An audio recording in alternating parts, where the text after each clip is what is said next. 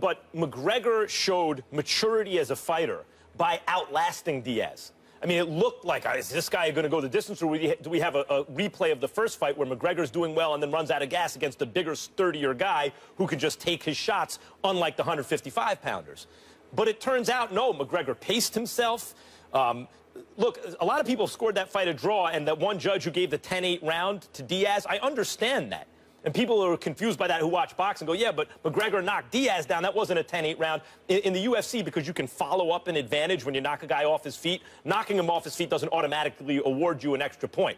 But getting your brakes beat off, as McGregor did in the third round, may get the other guy an extra point. I thought maybe you could have argued that way. At any rate, going into the fifth round, it's like, first McGregor pulls out the fourth round when it looked like he didn't have a shot to do it. That was huge and probably sealed the deal on the scorecards if he could survive the fifth. Then he survives the fifth against the bigger, stronger guy. At this point, he's saying, look, I saved UFC 196, Stephen A. When my opponent falls out and I jump in, I'm like, it's okay, get a bigger guy, it's fine. Fight him and lose, take the immediate rematch, make another big event, fight him and this time outlast him and win. But the McGregor brand is not about being smart and outlasting the other guy. It's about fighting in a dynamic way, winning decisively. And what he's saying, and I believe with reason, is, look, I can beat a good, bigger fighter. I'm the good little man who can beat the good big man, but that's not really what I do. Put me back in with a guy my own size. Come on, Diaz, come back down to 155. I went up to 170, and then I'll show you what I can really do. It won't be about me just kind of outlasting the guy and outsmarting him and holding on. It'll be about me getting back to the Conor McGregor who was dominating. Well, if you're talking fights, yeah, you're right.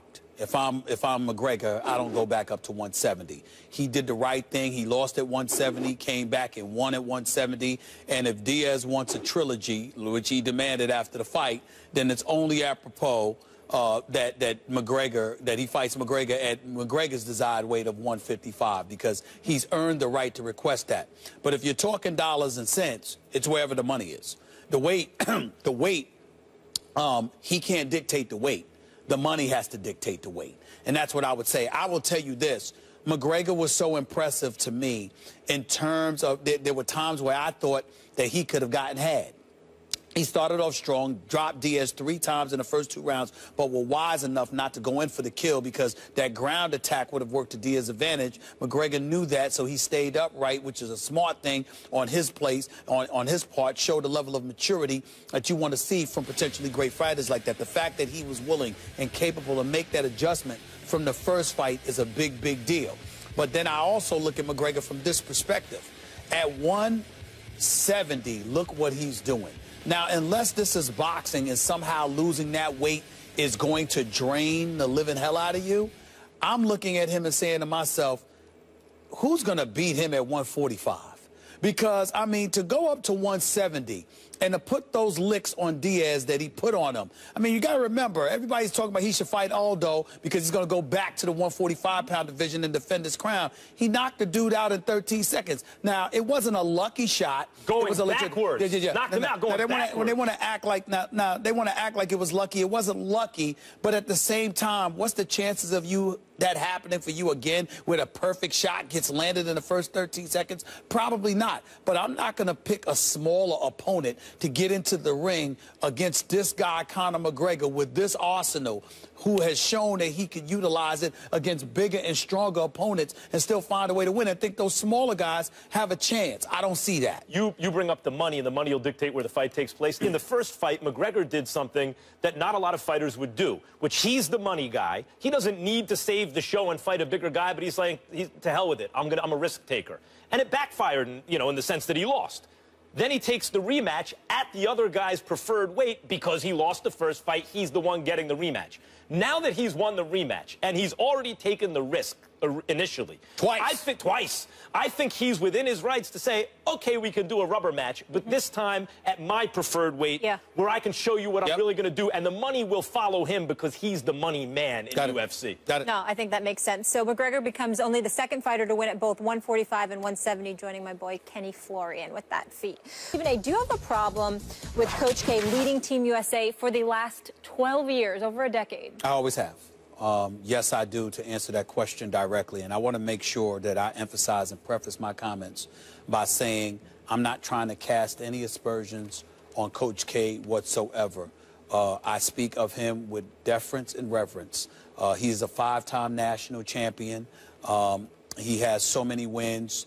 He is a winner extraordinaire, an exceptional coach, and we should be honored that he was our coach for Team USA. But I'm going to harken back to a column that was written in 2014 by one of our contemporaries in this business, the one and only Adrian Wojnarowski for Yahoo. He does an outstanding job, obviously, covering the NBA. I respect the hell out of him. And he wrote the column a couple of years back when he talked about, the advantages that Coach K has. He basically called Team USA, it's like a Duke infomercial, for crying out loud. He's right. Coach K vehemently and adamantly denied that. Very abrasive in his response to those comments at the time. So be it. Adrian Wojnarowski was right. He was right then, he's right now, and I'm right. The fact of the matter is Coach K should never have been allowed to coach 3 Olympic teams. It should have been 1. There should be a different coach every 4 years. And if it's going to be a college coach, let them all be college coaches. Even though Greg Popovich, and we all know he's qualified and worthy and deserves it, the fact of the matter is there's college coaches out there that deserve the same advantage that Mike Krzyzewski has had since 2008. And even though he's highly intelligent, incredibly accomplished, and deserves all of our respect and reverence, the fact of the matter is the great Mike Krzyzewski, I don't even know the word to use. I'm going to use disingenuous. To sit there and imply that it gives him no advantage whatsoever is utterly ridiculous. You have aspiring NBA players that are going to come into college to play college basketball. Mike Krzyzewski, who is coaching LeBron and Melo and, now this year Kevin Durant and Klay Thompson and Kyrie Irving and all of these guys. Yes, he recruited. Yes, he won before any of them had ever arrived. Yes, he deserved to be the coach. That's not the point. The point is, Olympic after Olympic after Olympic, if you are the same coach and you have that kind of fixture, it gives you an unfair advantage. Now, that doesn't mean it's going to always be exercised, because he certainly hasn't out-recruited John Calipari, okay? But by and large, it's going to give you an advantage. And in the collegiate ranks, it's incredibly unfair.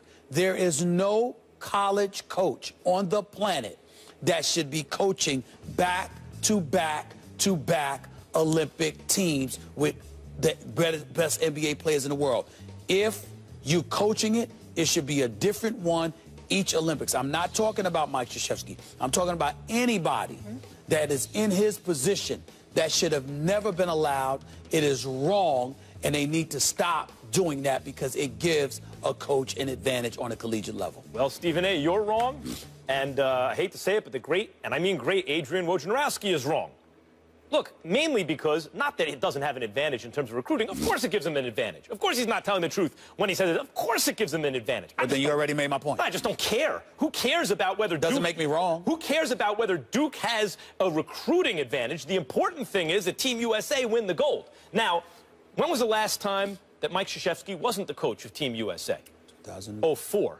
Did we win a gold medal? No, we didn't. He took over in 05, then 08 was the Redeem team. We won again in 12. We won again in 16. As long as Team USA is winning gold medals, I don't care if it means no other college coach has a shot at recruiting another player, which isn't the case. But even if it was, who cares if it gives them an advantage? Look, he got the coaching opportunity in the first place because of his excellence. That's what put him in the position in the first place. Now, after the fact that he gets to coach Team USA and they have such success that he continues to coach, and that gives him an advantage recruiting, those are compounding advantages. Of course, we can recognize it, but it's not as though he has that advantage just because someone handed it to him. His excellence with the Duke program led to the opportunity. I'm not then going to begrudge him the compounding advantage that is the infomercial for Duke, in a sense, that is the Olympics, because we're winning. You really care that much if Duke has an advantage recruiting, if Team USA is winning gold medals? Max Kellerman, everything you just spewed with your soliloquy augmented and validated my point. It didn't dismiss it. The fact of the matter is that the question wasn't whether or not we should care. The question was, is it wrong? And I'm saying to you, what's wrong about it were all the reasons that you articulated. The fact that it gives him an advantage as a collegiate coach. See, if you're an NBA coach, Max, here's the deal.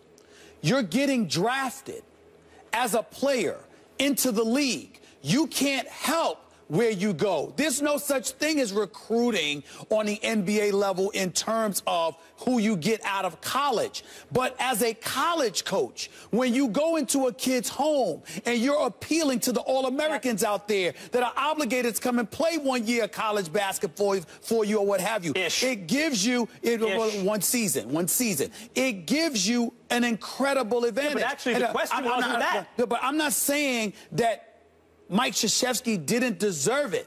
I'm saying once you come there and you win it, to stay there is the problem. Of course I have no problem with Coach K coaching him in 2008. What the hell did you need him in 2012 and 2016 for? That's not right, Max. Don't fix it. Now the question. Well, then why get new players in 2012? Some of the other players don't want to play. Look, the question was some of them didn't make it. Is it fair or not? The question is, do you have a problem with it? And if the answer is yes, then it's an issue of your own priorities. You, in your list of priorities, have fairness of college recruiting ahead of America winning Olympic gold medal. I do not. We both have NBA championship first. Do you think? But after that, I care much more about the gold medal than who has an advantage. Do you think Greg Popovich would have won with this team? Yes. Do you think Tyronn Lue would have won with this team? I think so, based on what I just saw. Do you think Steve Kerr would have won with this team? I do. Okay? So what I'm trying to say to you is that there's a bevy of coaches that you could go out there to coach the team because players are the ones that have to go out there and win. Would you have thought that Larry Brown would have won with that team? Actually, because once upon a time, the answer was yes, but he didn't. Time out. Actually, if you look at the way the roster was constructed,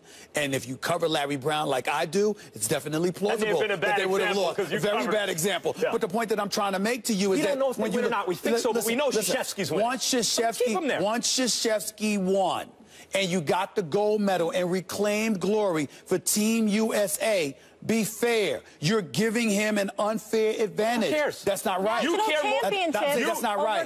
You care more about the coach having an advantage for a national championship than you do about Team USA. Okay, I feel otherwise. Tom Thibodeau was on his coaching staff. Yeah. Jim Boeheim couldn't have coached this team? I guess. I think so. But you know what? You can't prove that one way or another. I can tell you Krzyzewski got 3 gold medals. Yeah, and I'm saying he didn't deserve the opportunity to get him because, in the interest of fairness, one collegiate coach should not have that advantage.